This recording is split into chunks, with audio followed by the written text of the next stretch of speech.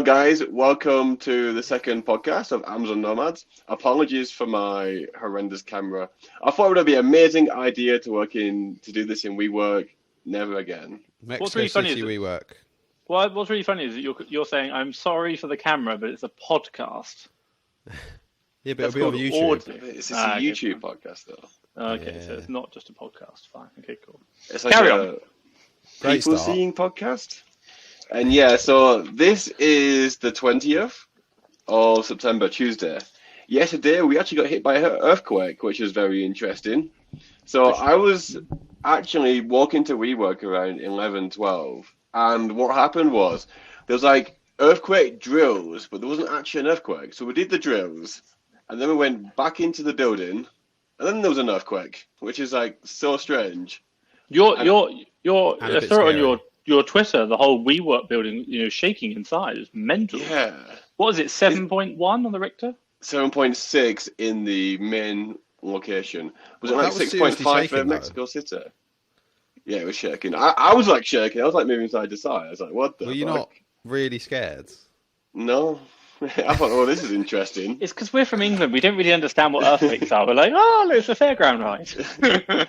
Well, yeah, I didn't understand when it first happened to me. I was in an Airbnb the first night I got to Mexico City, and I was like, why is the building moving from side to side quite ridiculously? And also, I couldn't hear an alarm. I couldn't hear anyone else storming out. So I thought, I'm just going to go back to sleep. And luckily, I survived. It was okay. But the wonders of living in Mexico City.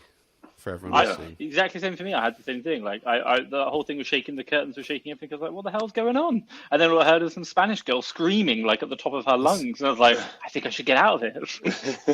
Well, I'd say don't let that put you off from living in Mexico City, because it's a rare occurrence and it's more fun than the risk factor, I'd say. And it mostly happens on the 19th of September. If it's going to happen, it's going to happen on the 19th of September. If you're scared of it, just leave the country for that day. It's very bizarre how that works. But it's like the third one on this exact day now in the last 30 years. So in terms of talking Amazon, we just said off air we didn't have a structure for today. I would like to start, because I know that a lot of podcasters start with scratching their own itch, right? Ooh. So last week I set up my LLC, because obviously last week I was talking about potentially getting into regular OA. So I've set up my LLC. I'm waiting for my EIN to come in. So my question to both of you guys is that can obviously take anywhere up to 12 weeks, if not more. What can I do in the meantime to prepare myself so that I can hit the ground running as fast as possible? You can't do that until you've got the EIN. Yeah, exactly. So I'm thinking, like, what research can I do? So, like, slow down. Yeah. Your EIN shouldn't take very long, and the reason is it takes a long time. No, it's something like, I don't think it would take too long. It won't take 12 weeks. I reckon maybe 3 to 4. It was really bad when we started.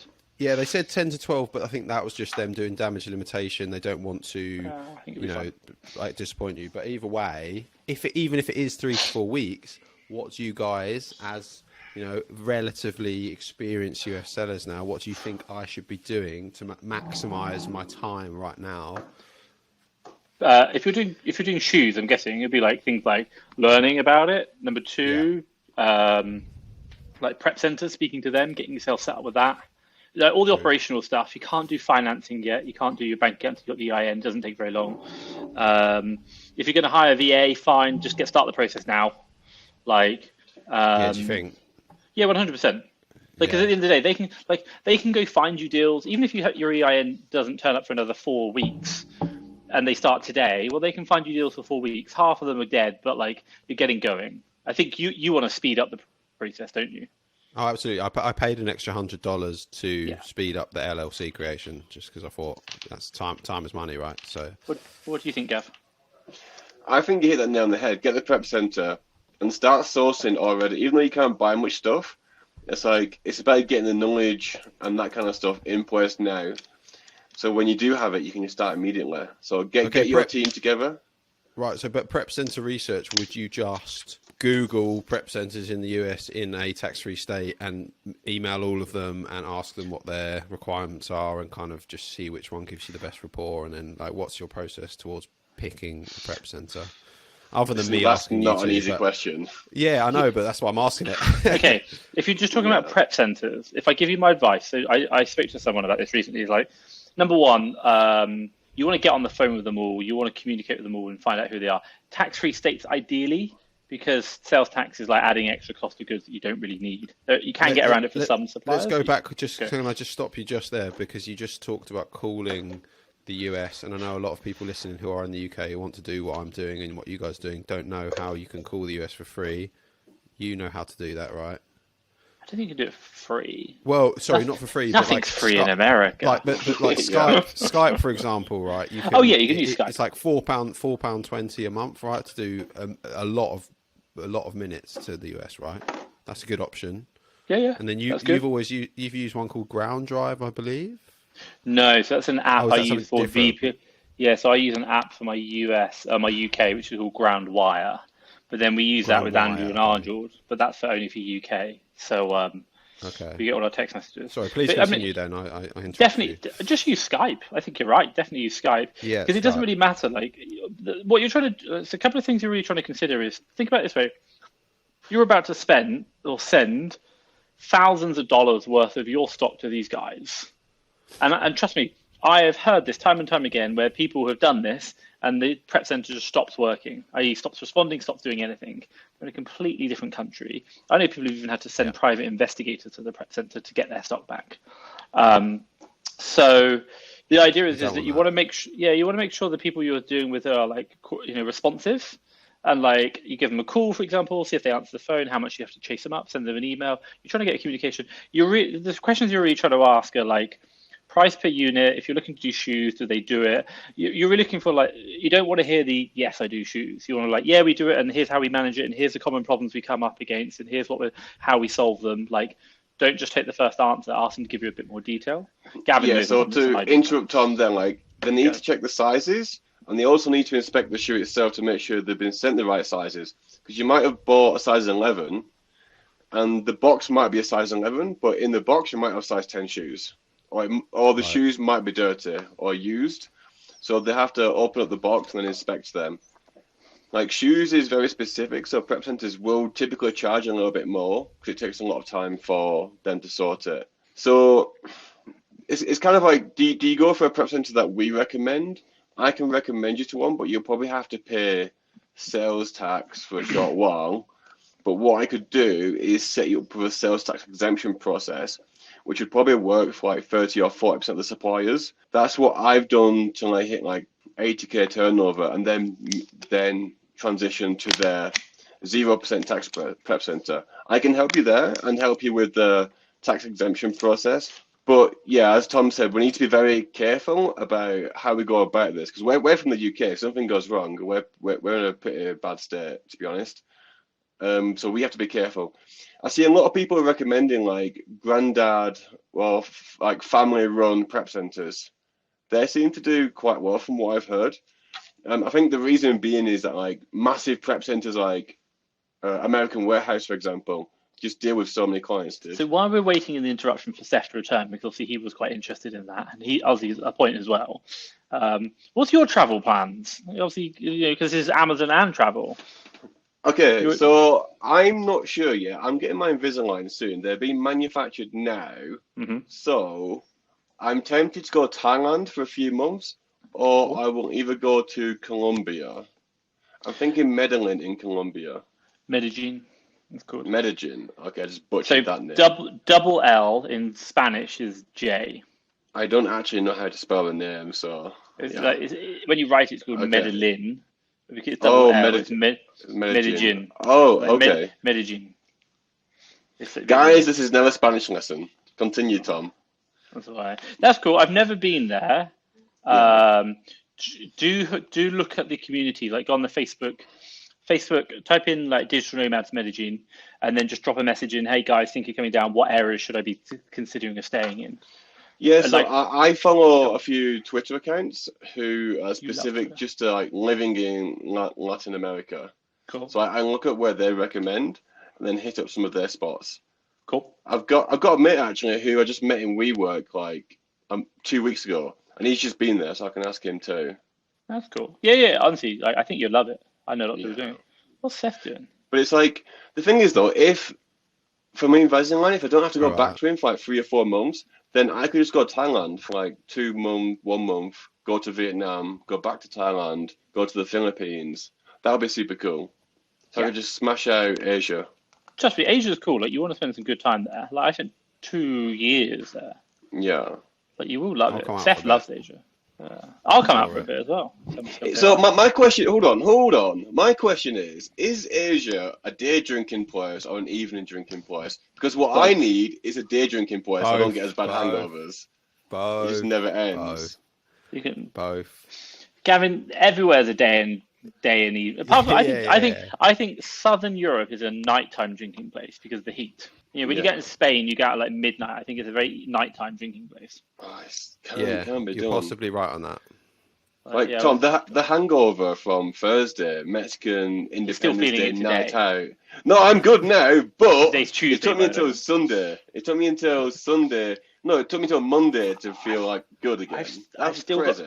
I don't know if you can see. I've still got the tramp stamp, the VIP stamp. You can't see it on the camera, but I can still see it. It's just there. I need to wash better. So go on. We're back to prep centers. Seth's decided to return. Seth, where were we at? Sorry, remind us. My laptop just decided to die, but we were just talking about shoe sizes potentially being different, and you want the prep center to inspect the boxes, which might cost a little bit of an extra fee. And then Gavin was going to go on a tirade of more golden nuggets that he's learned along the way. So your worst case scenario is your prep center sending in the wrong bloody shoes. Like, that will cost you a lot of money. Because when you get returns for these, customers won't say if they received the wrong shoe. They might say, like, wrong size received, right? And what that means is, or they might say wrong size. Does that mean they've received the wrong size? Or does that mean it just doesn't fit? Like, maybe they bought a size 10 and they were size 9, so it didn't fit, so they put the wrong size. So it's very hard to get to the bottom of that kind of stuff due to the voice of the customer isn't particularly helpful. So the prep center has to be pretty bang on in terms of handling these shoes. So to put it into perspective, like a $200 shoe for a return will cost you $15 USD. Like a $70 shoe for a return will probably cost you about $9 USD. So returns for shoes are quite expensive because they're big, which makes sense. So this stuff we got to get good. Like, it's worth paying more for competency all the time and customer support, obviously. So don't go for the cheap ones. Also, I can't confirm this, but I've heard a lot of like good news about people going for like family-run prep centers because they're easily trainable, right? Like they run a local business. You have the stock, and they need your business, so they'll listen to what you say because it's not the dealing with thousands of clients. Yeah, because I've had a friend who's just recently started OA. And he was saying how it's quite difficult to get a prep center, and some of them were asking for like big minimum orders, or you had to pay like a big amount monthly. And because he's just starting out, he didn't necessarily want to commit to those. So would you steer clear of those sort of places? And as you say, try and go for the businesses that are going to maybe give you a little bit more time, and they're going to answer your emails maybe a bit quicker and take care of your products a bit better. Exactly. I really don't know how it works. So I've only ever used one prep center, so. Yeah, that's so fortunate, man. Holy moly. Yeah. So it's like, to give an example, like I used American Warehouse last year, and they were not great for us at all. They might be great for other clients, but for us specifically, sometimes it took like over a month for them to send out. Their communication was just not good at all. Like it's not just whether they communicate back. Right? Yeah, it's the way they communicate is so important. It's like, how much description do they give in their emails as well as being responsive? It's like, how helpful are they actually? Because they just give like a one-liner, and then I have to email them again and again and again to get what I want. I could write them like a paragraph and they'll just read the first line. So it's how well do they communicate back to you? How well do they pay attention to what you're saying? Those are definitely really important factors. And the reason why I'm saying it might be more difficult to get this with a bigger prep center is because they just have so much more clients, and they need a lot more happening operationally, which also means more stuff can potentially go missing. And I don't know if you're a smaller client if they'll care as much, but that's going into like hypothesis and theory, so it's not guaranteed. I can't confirm that, but we did have stuff go missing with them, and just wasn't that helpful. So it's kind of a trial and error process, unfortunately. You can do your due diligence, but you don't really know until you send stock in how good it's going to be. Like, does anyone send stock into 2 different prep centers? Have you guys ever done that to sample? Yeah, we have 3. You've got 3. We've got nice. 2 in the UK, and we do 3 in the US now. Exactly what Gavin said. Okay. We had American Warehouse last year, and they just took on too many clients too quickly, and as a result, everything got backlogged crazy. Yeah, and the net result is like, you're going into Q4 right now. My advice would be like, at least have 2. Even if you've got 2 mama and papa, what happens if one goes down or one does become like the American Warehouse of last year? You're going to be shafted. Your business, like, literally, we had 80K's worth of stock sat in the warehouse for 2 months. Like insane. That is devastating. Yeah. So I think just let's be crystal clear. So what Gavin's talking about is right. I really agree. I think also number 2, the other one you should be looking at. We do it at the USS. Obviously, we put in the SKU when we buy it. We put in the purchase date. So when you ship to Amazon and when stuff lands in Amazon, you want to be watching like when the shipments close. How long is it taking from purchase right through to shipment closing in Amazon or delivery in Amazon? Why? Because that's going to show you how long the supplier takes and the prep center. Ironically, we didn't track this last year, and we didn't really see that American Warehouse were like so slow. But now we are, and what you can do is you can load balance between the 2 prep centers. So you can say like, oh, this one's taking a bit slow. It's not like you can see which one's faster. Because my God, if one takes 2 weeks and the other one takes 2 days, you'll start shipping more to the 2 days one. So do you log when it was delivered to the prep center or when the prep center shipped it? Wouldn't the prep center ship we don't, sending date? What you look at is when stuff arrives in Amazon, then you look at the purchase date, because the purchase date includes the supplier ship time and the prep center time. And what you're doing is looking at that shipment and go, wow, this shipment's taken like, for each item, you can kind of like total up the number of days from purchase to arriving in Amazon, that date of checking. And then number 2 is like basically it's when the first item checks in, because when the first item checks in, it means all the rest of the boxes have been shipped at the same time. It's just UPS and Amazon doing its thing. So what you can do is you can work out for like 10 items. If item number 2 has taken 20 days, item number 3 has taken 40 days, item number 5 has taken 30 days. You just average them out. So, that whole shipment on average took 30 days from purchase to sale. Nice and simple. Whereas if you because last year we didn't track this, and we were looking at Amazon sell-through rate, we're looking at buy to purchase date, delivery into the warehouse, fine, but we didn't include the warehouse and we got shafted for it. Yeah, I guess because you're so scaled out and so managerial in terms of your operations, that thing could quite easily slip past you. Yeah, but my God, you're still doing what, 40K a month easy in purchases? Yeah, between 40 and 80K. So that brings me on to more Seth question time. So I can't see you, Seth. You can't see me. Can you I not? can see myself. Can you see him? You. Yeah. Oh, okay. I can't see him. Why is that? I went off for a little bit, but it came back. No, that's all right. Fine. Carry on. So I feel like this is another question that newbies to the US market will appreciate, and I'm wondering it as well. So obviously, I've seen what Gav's been doing in quite a short space of time. Shoes and trainers looks like a very lucrative category, and there's lots of opportunity. But I'm asking both Gav and Tom, why, Gav, have you just chosen to do shoes? And Tom, why do you do a bit of everything? And I know that's weird for me to ask, because I obviously just do books at the moment. But I now that I've got an LLC, feel like I kind of want to dip my toes in everything, but also I'd like to focus on one thing. So I'm not but I'd love to hear your 2 answers on this. Okay, so the reason why we only do shoes is that shoes I see it as like a high risk, high reward category. There's a lot that we need to do that's very shoe specific. There's a lot of learnings for the team, and there's a lot to do that's happening that we really need to focus on it. And the niche is so big, it can, it's not an issue to how much you can scale. So if I can scale as high as I want within shoes, why do I have to go to other niches?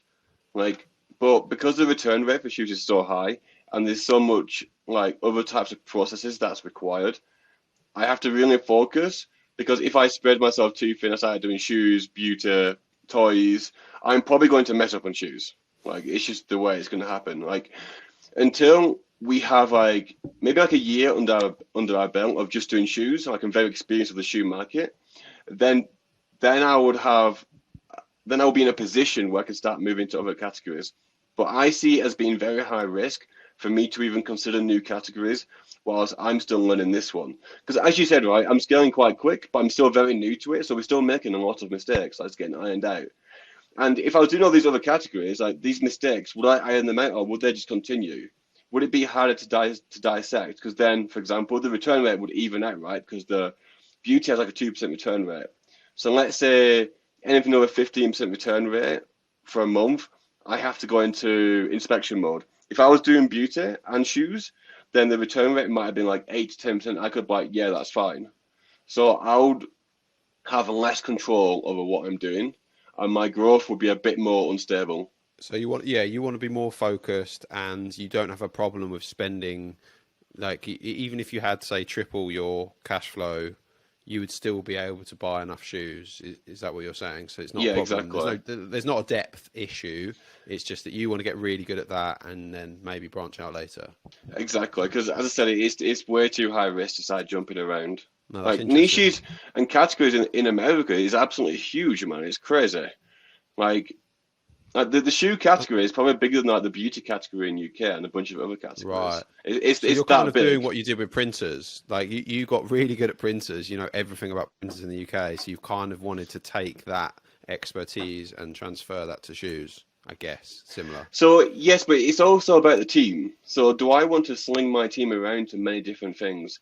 I want them to become experts in shoes. Like if one day they're doing shoes, one day they're doing beauty, then to me they're not going to get that good at doing one thing, and that would then impede the growth of the business in my eyes. So I think we can grow more efficiently and safer by focusing only on one category.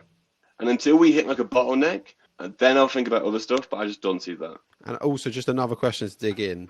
You don't really care about shoes, do you? Just for the audience, because some people like to sell what they. So I like books, right? So I enjoy selling books, but I feel like you just enjoy the business model of Amazon and arbitrage. You don't really care about shoes or printers that much, right? Exactly. No, I didn't care about printers. For shoes, don't really care about shoes too much. I like wearing them. I like nice pairs of shoes, but it's like I'm not one of these. Yeah, as Tom showed. I'm not one of. I don't absolutely love shoes and go crazy for them. No. You just like the margins, and you like to see the graphs that look very profitable. Yeah, I like the margins, the challenge, and the skills that you learn as you build a business. That's what I like. And my expertise is Amazon, so I'm doing it within Amazon, right? Which makes sense. Okay, now I want to hear Tom's answers. It's a really good question. If I kind of elaborate on Gavin's, we both know someone who does 10 million or has done 10 million a year in shoes only. So there's definitely the depth in it. Like there's opportunity. Also, though, even if you just think about any niche, like we all look at us and go, "Wow, we're big." Like you're probably the biggest bookseller I know, and you're like people will question, is it even possible to get to your scale? And you probably questioned it when you first started, and look at you now and you're like, I can still take it even bigger.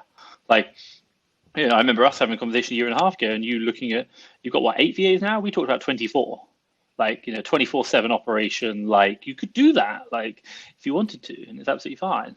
So there is scale and it's bigger. And what's really interesting is Amazon's bigger today than it was 5 years ago. So it will continue to go that way, global economy, etc. So number one, the marketplace is there. Number two, I do agree with what your question is. Like, you've done it, by the way, Seth. Why the hell are you just done books? Why don't you do everything? But you actually found value and operational efficiencies through niching down. And I think, one of the, when you compare Gavin's business and mine, don't get me wrong. Like the reason why we do everything is really my leadership. And my leadership around Gavin enjoys making the money, and so do I. But I'm more of I'm going to set you what the result is and tell you how to roughly do it, and you figure it out. Gavin gets in the detail. I'm like, fuck it, build a bigger team. Sorry, language. So hence why I have like a team 10 times bigger than Gavin's or like yours, Seth. And that's what I do. I build teams. But, I think I do generally believe, and we are looking at this way in our business as well, is about niching down a lot more because, regardless of whether it's like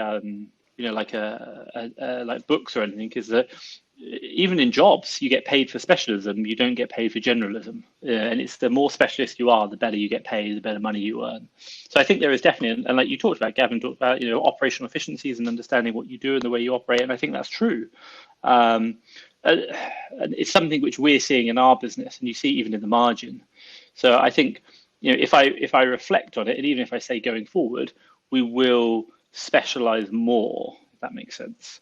But the one thing which I will say, we even saw it with the guy who does 10 million, is that your specialism will work for a period of time, and then eventually that industry, that market will change. So I think, yes, you should be specializing. And let's put it in perspective. Gavin talks about just doing shoes, and you think that's niche. The guy who did 10 million, he only did certain brands of shoes.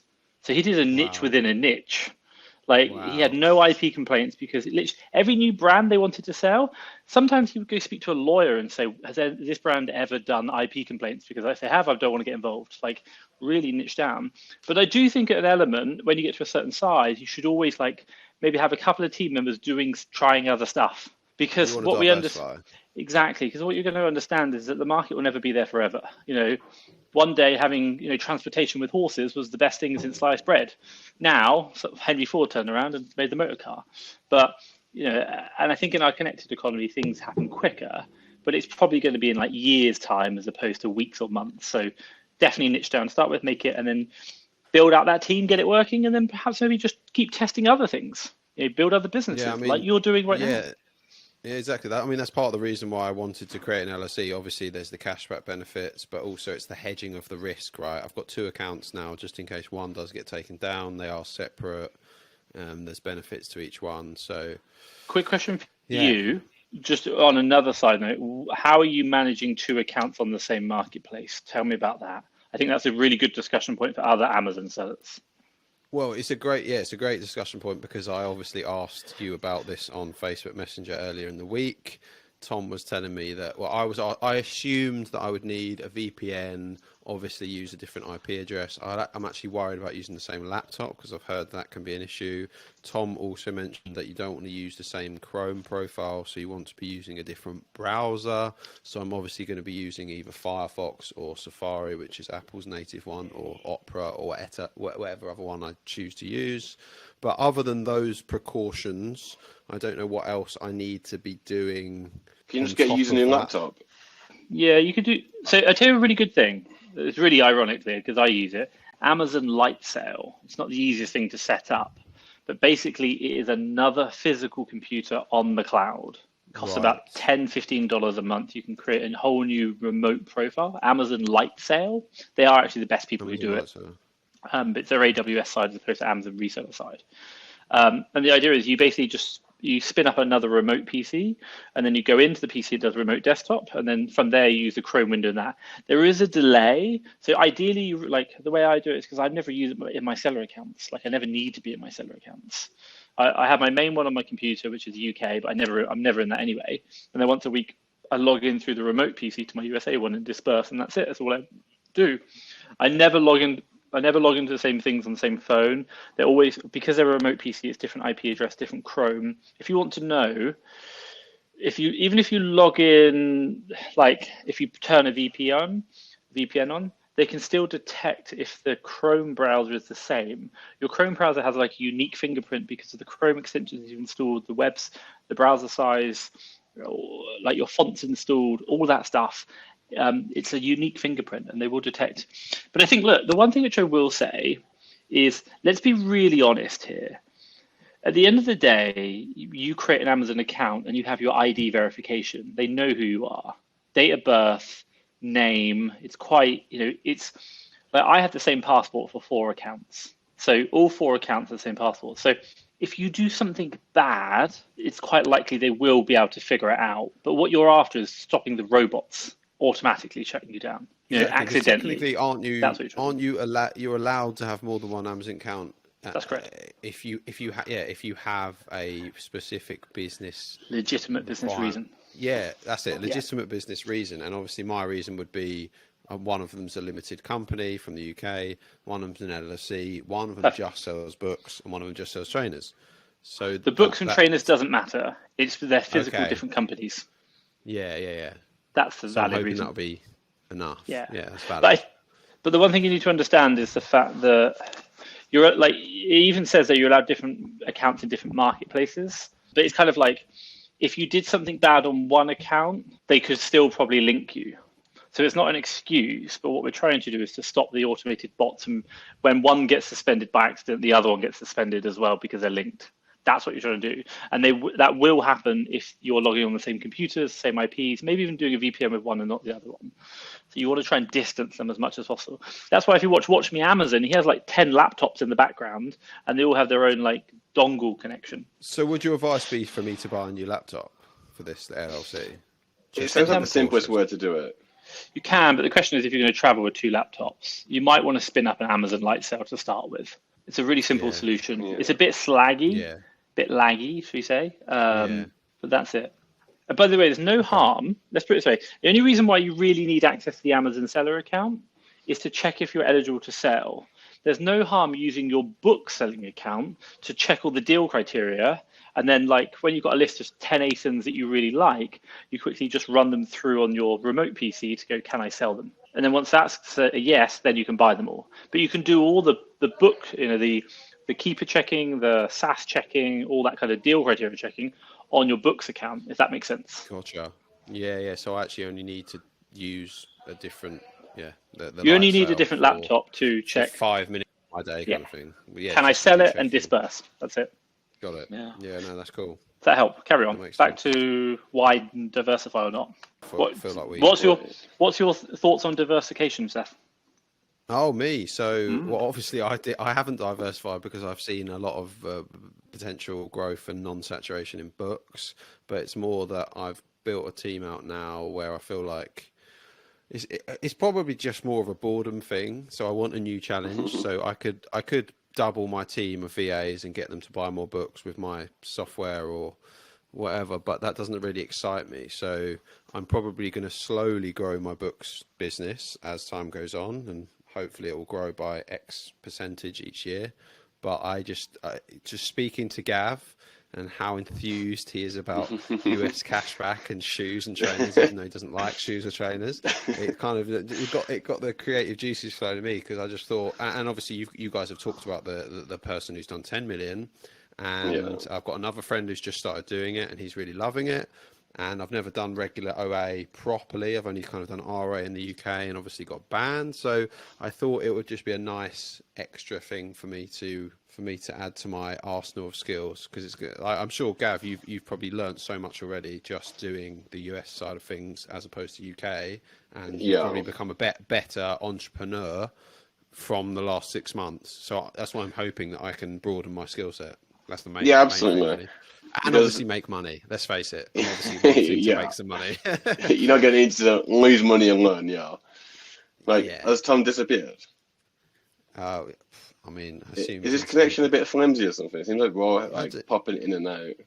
I think it might be because did you see his face was a little bit? It stayed for a long time. That usually means that his connection. Oh, it's coming back.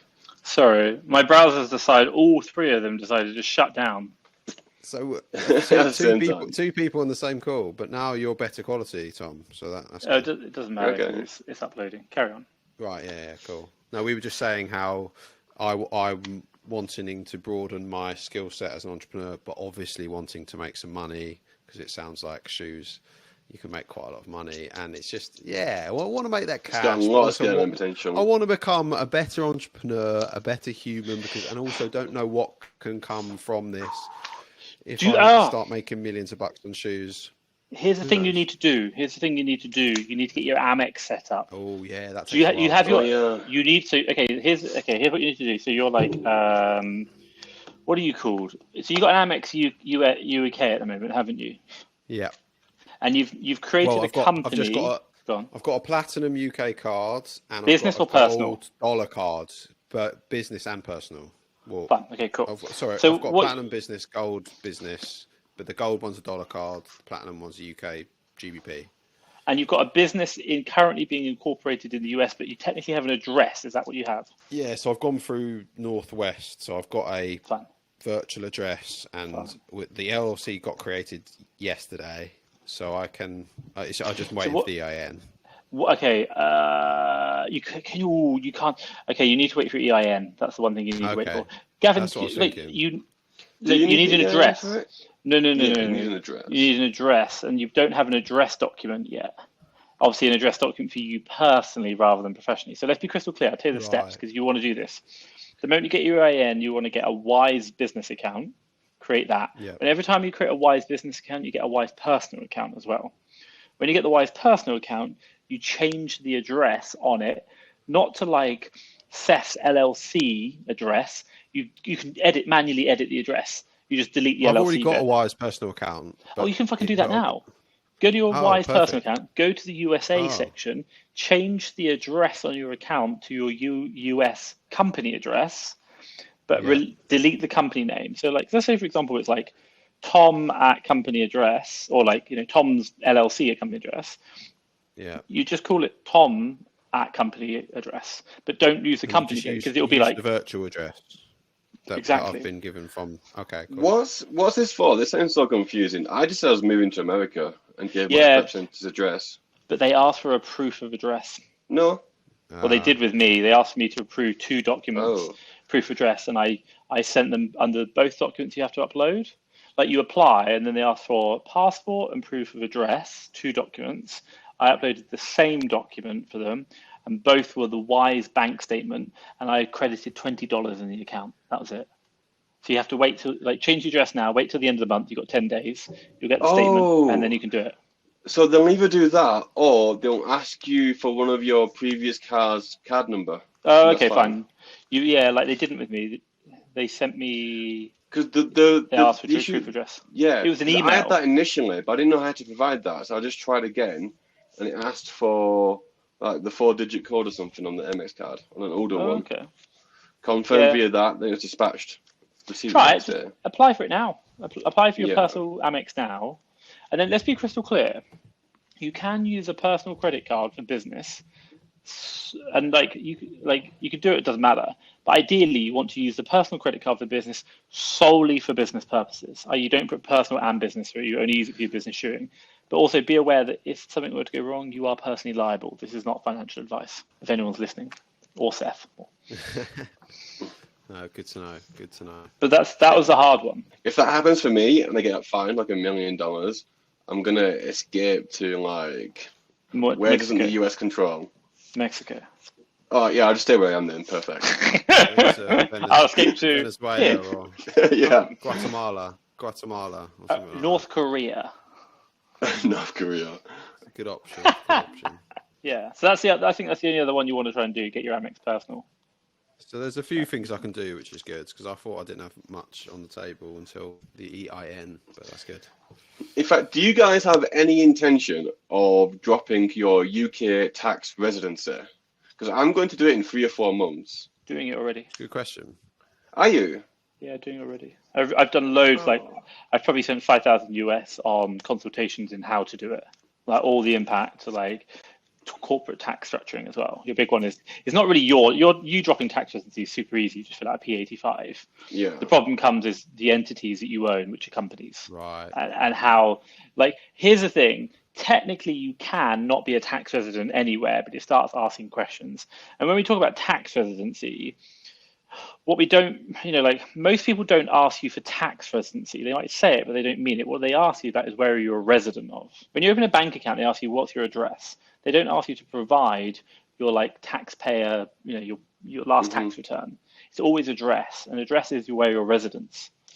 So technically, as digital nomads, a lot of digital nomads are not tax resident anywhere or technically resident anywhere. So but the problem comes is if anyone asks you where your residency is and you can't prove it, then they're like, thank you very much. That means you can pay our tax now. But to counter argue that, if you're moving around once every 1, 2, 3 months, then Agreed. that doesn't really matter. Agree, but you do get a slight problem where, like, by the way, I'm not a tax expert at all. So this is just my kind of understanding is that Yeah. for the first like year, 2 years, when you do that, not a problem. But you might slow down one day. And if you were to slow down in somewhere like Spain or Portugal and you spent more than like 3 months, and I know I've heard stories of like the Portuguese tax authorities cross-referencing utility bills versus who's registered there and the tax that they're paying. I.e., like someone's using this utility, but we've got no one registered for tax there. What's going on? They've been there for 3 months. Okay, they'll ask the question, and then you can't prove it, and they'll go, right, we want all your money. We want the tax for the money that you asked for the 3 months you've been here earning. Bank statements a lot, please, because you can't prove that you're resident anywhere else. So they might even come back after you longer. I don't really know the whole thing. So if you're in like Latin, go on, one question at a time. So if you're in like Latin America, just moving around there, chances of you getting asked is so unlikely. But I do know that it's very easy. I've been told it's very easy to set up tax residency in like Paraguay. There's quite a lot of Latin American countries, territorial tax countries, which can offer you 0% tax, but you have to stay there for a certain period of time. 6 months. That's the thing. It's like generally, Dubai. You've got to be in Dubai for you've got to be in Dubai for what, 90 days? No, UAE is different. UAE is you have to stay there. You have to show a different date, entry and exit stamp once every 6 months. So you fly in one day, fly out the next day, and you've got to do that twice a year, and you'll be okay. That's crazy good. Oh my god. It's not. There's better systems. There's better places out there, but that's one. Also, if you're from the UK and you can only you can't spend any more than 90 days in the UK, right? Which for me would probably be a problem. I think that's one of the rules of certain. There's residencies. What's it called? It's like it's called a statutory residency test. It's on the HMRC's website. It tells you how many connections you have. Right. And you'll see. But that's basically a UK summer then you can leave. Well, UK summer's like 2 weeks, so that's fine. Yeah, you're fine, Seth. You can just fly in for 2 weeks and the weather turns good. When the Daily Mail reports heat wave coming, get the plane ticket booked, stay in France or something and enjoy the Spanish or the continental weather. That's a good shit. You can just hop in and out. Because the UK is cold most of the time, so we don't need to be there for much time at all. Yeah, I'm not looking forward to January and Feb. It's going to be horrible. Why don't you leave? Well, I've got a lease here now, so I'm stuck. I'm trapped. So this is called the Amazon Nomad podcast, of which... Like, by the way, I have a lease in Mexico City, but like I've traveled more this year than I have in any other year, really. Okay, so let's put a positive spin on it. As soon as I get the shoes to $50,000 net profit a month, then I can go wherever I want, can't I? So it's fine because I'll have so many Amex points. You should have that done by. You should have that done by January. Okay, there you go. Why are you being so slow? It's nothing. I'll be coming. No, he said 50,000. Did you say $50,000 a month or 1,000? 50,000. Oh, fuck. Obviously. He owns over $500,000 a year first. I'll see you in 2024 then. Yeah. That's challenge accepted, guys. That's all right. That's a reasonable timeline, though. Seth wants to be making $500,000 a year. Actually, it's more than that, isn't it? $600,000 a year. Yeah. Well, don't get me wrong. If I can find some very lucrative shoes that you guys haven't found. I get it, but like, let me ask you the question. Let's go. Like, Gavin and I do like making money, but I don't think Gavin and I think money is the only thing to be doing in life. There's so much more. Like, I would rather sacrifice 10,000 of that goal and say, you know what, screw it. I'll go live in Thailand for a bit and have some nice weather. Why? Yeah, you're not happy with January and February. It's miserable. Says the guy who can travel, runs an online business. Why are you not gone? Why are you sitting there enduring it? No, I won't. Well, we're not there yet, are we? At the moment, it's still relatively warm. I'm going to Greece tomorrow for 2 weeks. I'm still traveling around. It's just... I would spend all of October, November, up until the 15th of December in Thailand, come back for Christmas, and then bugger off for New Year's Eve and do Koh Phangan, the full moon party on New Year's Eve. It's the World Cup, though, guys. Wait, where's that? Koh Phangan? Koh Phangan in Thailand. You do the full moon party. Is it good? I've never been, but I've seen loads of things. Like, it's really cool. All right, guys, UV rave party. Are we going, guys? Let's go. Google it. No, we're going. I don't need to Google it. Let's just go. Gavin, you drink buckets there, so it's like about £10 or $13 for a bucket, and it's loads of Red Bull, loads of alcohol. That's expensive, by the way, in Thailand. Yeah, exactly. That's expensive, but it's actually, it's like a sand bucket that kids use to play in the sand, but you just drink Very a normal. massive drink, and That's that insane. gets you quite drunk for a tenner, and then that's just all they serve at their full moon parties, and it's great fun. Have you done it, Seth? I did the half moon party because I wasn't there okay. for the full moon, but the half moon was very enjoyable. Don't remember much of it, but I know it was Okay, but we can get like Emirates first class all the way there to then drink it out of a sand bucket. Perfect. Yeah, pretty much. Live in a Great way tent of for the putting it. night. Yeah. Living the dream. Luxury flying, then you're sipping cocktails out of a sand bucket. What more could you want? Yeah, but you'll get an infinity pool for about £15 a night though, and it'll be really plush. So Wow. I looked on Booking.com in Bali. You could book a 5-star hotel for £1,000 a month. It was crazy. Whoa. Yeah, it was just off the island of That is Bali, like crazy. literally one of the islands on Bali. It's really incredible. I was like, wow. Mexico, Mexico City is not as cheap as people think, is it? It's definitely the capital cheaper. city. I'm it's just because saying. everyone's come here from COVID as well. That's why it's Oh, yeah. saturated, isn't it? It's over. It's a capital the city. word? It's like Yeah, it's oversubscribed. That's what I was going to say. 22 million people, fifth largest city in the world. Yeah, I probably agree with you on that one. And No, everyone okay, great. everyone wants to stay in Roma Norte and Condesa, which is where we Palanca. want to stay. Hey, Seth, get this, man. Blanco. So I'm staying in a hotel on Thursday for 30 days, like a deluxe suite, for cheaper than a bloody Airbnb.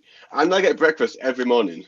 Like, what is going on? You get your So bacon and excited. sausages. And it's actually closer to WeWork than my house is. And I'm like a 5-minute walk from WeWork. Yeah, it's crazy. It's crazy. Living the It's dream, so guys. insane. Living the dream. Yeah. Gavin's got his priorities right. He's not enduring the English weather in January or February. No, screw that. I'm not insane. I'm not yet either. We're not there yet. Seth, you run a 7-figure-a-year business, and let's be crystal clear, this is more than Gavin right now, and you have the highest margins out of all of us. And you're the one like double. enduring the horrible weather. I think Gavin and I got it wrong. Yeah, We're too loose. Like, Yeah, but I want to They're living the dream, man. I want to pummel that money into shoes, so I don't want to spend any of it on me, right? So we're talking like $2,000 a month. It's like nothing. yeah, okay. And by the way, anyone So listening, I'm granted. not saying like $2,000 is nothing, but relative to like the kind of margins and money that a 7-figure-a-year seller would be making more than our revenue, then we'd be like, that's like we make more than that in cash back, let alone in profits in the business. It's not bad. It's food for thought, but we should probably circle back round to something Amazon related. So that's some people. Yeah, can get some... your cashback account set up as well. That's the other one you can do. Oh, Yeah. good one. That's a good one. What are the cashback accounts? Top Cashback, Rakuten, Rakuten. That's Rakuten. all we use. Be Frugal, we've used. What's the other one? There's one more. Yeah, I've got I as well. like Be Frugal. I like Be Frugal for book. Retail Me Not. We haven't actually got anything tracking on them yet, but we have got an account with them. I'm in the US. Me Woohoo. not Rakuten. I mean, I think 4's enough, isn't it? Really. So to get set up with them, you just need to have your LLC name, and that's it. Who? What? The fucking Rakuten? No, just with any cashback site, you just need. No, you just have your name, You just need to. email address, and name. Oh, okay. Definitely don't put your company in okay. there. Oh, and obviously you can have more than one account because I've obviously got already a top cashback and Be Frugal account, but I assume they won't mind if more than one person. No, Top Cashback don't care. I have 4 Top Cashback accounts. Oh, Use the right, same perfect. account. It doesn't really matter. Yeah. You don't need to create new ones. And that, yeah. Oh yeah, it doesn't really matter at all, does it? Yeah, because it's not going on the business. Top So Cashback I only even need to emailed create me Rakuten. and said, Top Cashback even emailed us and said, guys, you are using Top Cashback so much. You're one of our VIP customers. We'd love to speak with you and see how we can make the service even better. I was like, I'm not talking to you. Yeah, same. Just ignore that one. You're going to shut me down. Open ticket, yeah. Yeah. But like, they love us. They just think you're some shopaholic. Nah, they know what's going on. They, They're not complaining, are they? Because you're making them. They money, get a cut. So. Yeah. Yeah, exactly. You're making them bank. Absolute bank. So yeah, opening up your cashback sites. That's cool. Download your Honeycomb extension, etc. Here's a top one. I'm going to give you a top clue. No, I'm going to, hold on. I'm going to go against Honey. I don't like it at all. Fine. The reason being is that it interrupts Top Cashback tracking. We've had a big issue with tracking on Top Cashback and using Honey. I'll tell you a top tip. I've had that as well with I'll tell you a B3 top tip. cashback. I'll tell you a top tip. Okay. Create another Chrome profile, install Honey on it. You ready? Mhm. And then every time you're about to do a checkout, open up that browser with Honey and see what the codes are, and then use the code only, not the Chrome extension, in the browser with the top cashback. Do we do that right now? No, because it's the Chrome extension is killing the tracking link. Yeah. That's what's going on. Okay, you want the top tab, you want the top tip, Seth. The top tip is Absolutely. get like some top. Go find a list of 100 retailers' shoes, and then do a historic search for the voucher codes for each supplier. Old voucher codes generally have a pattern, but also as well they might still work. You're not doing anything else right now. That's smart. You're right. Wow. Unfortunately, I was gonna. Gavin said I was smart. I was gonna rebuttal you. and I say- don't insult you, man. What the heck? Falling off my chair. No, in shoes. No, I'm working 10-hour days, Tom. Okay, stop. Whatever. Stop What, disrespecting boozing? my work. I've seen Yeah. your bloody Instagram. With tequila going through your veins. Yeah.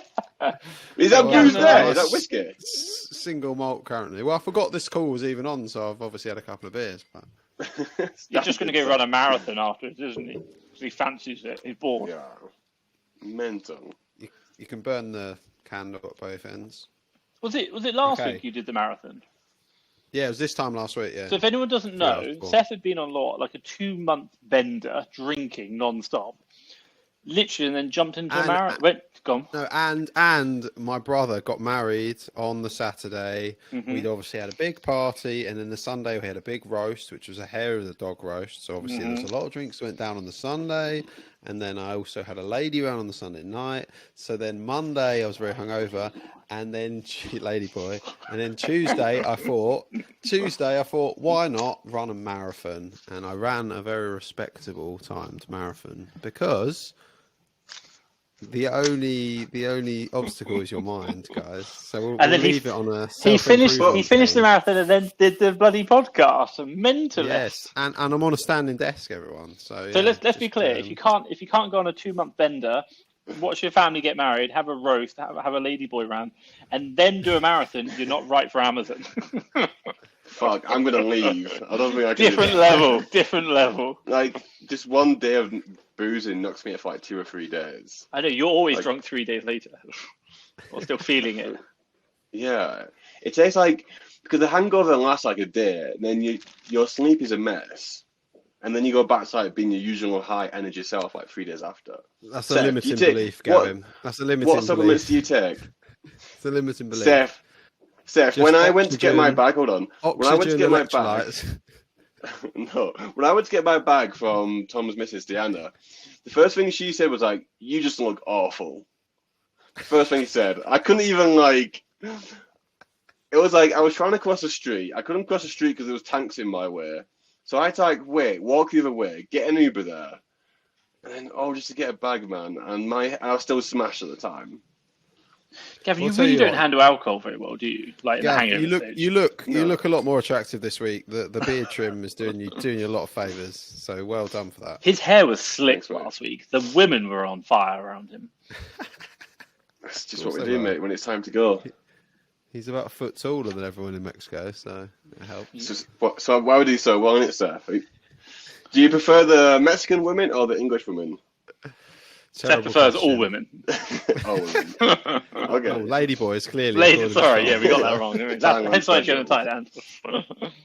It's all right. We could obviously edit a lot of this. No, let's keep it real, man. Come on, no editing. Look, There's before I heaps got on here, it was a beautiful day, and like now, I don't know if you can see. No, there's like rain clouds coming up. I'm like, I was going to enjoy the pool. I can't anymore. Poor you, that's poor true. you. It's 10 degrees at night here now, 9. So If anyone wants to know, I'm in 9 Orlando, degrees. Florida. It's quite nice. yeah, I woke up this morning. I was thinking it was quite cold. You know, it was like 17 degrees. Like what? I don't think I'd Yeah. survive the UK if I went back there. What's No, the weather, it's- Tim? it's- 5 degrees, Seth. No, like 7. Probably like, who? Oh no, it's getting to about 8 or 9 degrees at night at the moment. But obviously, I- we know that's going to plummet very quickly next month. So I hear very Thailand's really exciting. nice at this time of year. thanks for that. I just need that VA to find me the first class flights to the points. Well, that's not very hard. So we are going to the full moon party in Thailand, yeah. Yeah, It happens and 12 times a year. listening's invited. Yeah. Mastermind. Free Happens 12 mastermind. times a year. What? Does it actually? It's a bucket mastermind. Does it happen 12 times a year? You said it happened 12 times a year. I think every it- month. It's like, I think full moon parties Am I happen being 12 stupid? times a year. yeah. It's kind of like when you said, It's like, like if you want to look for clothes, you look in the wardrobe. It's kind of a similar comment to that, I'd say. Gavin. 12 Basically, times a year. you have what's known as the lunar calendar. So roughly, I think it's like every 25 days, the moon will go around a whole cycle. It's how it moves around. So So it the goes reason full moon why- every time, yeah. Every But the month. reason I asked, it's my birthday on the 26th of January. So if it's around then, we could all go for my birthday party in the lunar moon in Thailand. Well, that sounds fantastic. We all need to see if we can all get business class or first class flights there as well on the same plane. Then we can That do a would be- podcast in the air. Yeah. That'd be cool. I tell you what, why don't you have a look on BA, Gav, and let us know, and we can do it. Yeah, you can. Oh, do that check-in. with Qatar. Okay, We can look yeah, at Qatar. Although Seth's the only one who doesn't have US Amex points, so Qatar's US Amex points, not UK. Yeah, No, I No, do. because Qatar's Qatar is BA. with British Airways. Yeah, Yeah, exactly. you're right. Obviously Yeah. I've got US Amex points, haven't I? Of course. Yeah, you can do Qatar. Yeah, fantastic. Yeah. All right. Well, that's an action point for us to sort out. And Qatar is the one I got the free return business class ticket for. How do I do that? How do we do that? Link your Avios. Link Avios to Qatar. Oh, here we go. Like, so here we go. I've even got now like total. Oh, because I've spent some of my balance. Yeah. Oh, by the way, okay. Look. So here we go. It's changed. I might just put some more Avios in there. I can transfer them over. I can't. Can I screen share? Yeah, I'll see if I probably. can. Let me screen Share share. on 2 this. seconds. You can share on this. Share. I am going to Screen. disappear in about 5 minutes. My battery has I'll show 14 you. minutes I'll left. show you this. Good, just 3 seconds. Okay. Because then you can see. Can you see my screen? So voila, here I'm on Qatar. So look, when you log in, you link your Avios. So I've got my Avios there. You can see, and you kind of have these like little awards. So like you've unlocked free economy first class return. You've unlocked a business class one way. You've locked first class long haul, Qatar Oh my first God. class. This one here this is first class one way. Argentina, Brazil, Canada. I think that's from the UK. That's Is that long just haul. showing you what you've got with your balance, though? It's not. You Yeah, don't it says have all how 4 of those. No, 31,000 Avios needed to Oh, unlock. got it. And then here We is like need- you need first a- class return. You need an actual Oh, balance of let's that. go to If that's- Algeria, guys. Let's all go to Algeria. Well, there you go. Why Pay not? for that. I don't really know That'd how be many. amazing. I might get it wrong, but the idea is to say that like Yeah, it that's says just you've the unlocked equivalent. something. What does it say? Let's click on it. But then the idea is it's saying you can go. I wouldn't mind a first class. Is it the total amount of Avios points in your account, or do you need an actual amount of balance? I think it might actually be like spending your points. Oh, that'd be so sick. Yeah. Get Well, first class. I'm in. I don't know. I'm in because Okay, I will be. okay. I'll be white as a sheet by that point. So we talked a lot about Amazon USA getting started, some steps to do, and I think we just ended it with some travel advice as well. And we could be doing a first class bucket beach drinking session in January. Mastermind. #excited. Let's Oh, go. nice. That's sick. That's sick. Mastermind for any of the people that clock onto that. So If anyone I wants to think join the that's an mastermind, you've just got to buy a bucket on the beach. That's the entrance Yeah. requirement. Yeah. just buy us a bucket. Buy us a bucket. Not and Gavin, then- he can't handle it. Seth's fine. No, I actually like some sort of like electrolytes or something before I sleep. Exactly. Or like a hangover patch. They actually work quite well. There you go. Go for a We'll run. get some hangover patches for Gav. Go for a Next run. week we're talking about hangovers, how to deal with them. Okay, and let's do it. potentially hub staff because we wanted to talk about that last week. Oh yeah, hub stuff next week. Next week. All right. And we'll think of a few extra things. Right. Yeah. If we call it there, call it a day. Yeah. Yeah. Thanks guys for watching. so. Stay tuned for next episode next week. Stay safe. Hit subscribe or whatever it is. Cheers. Bye bye. Yeah, down there somewhere. Ciao. Ciao for now.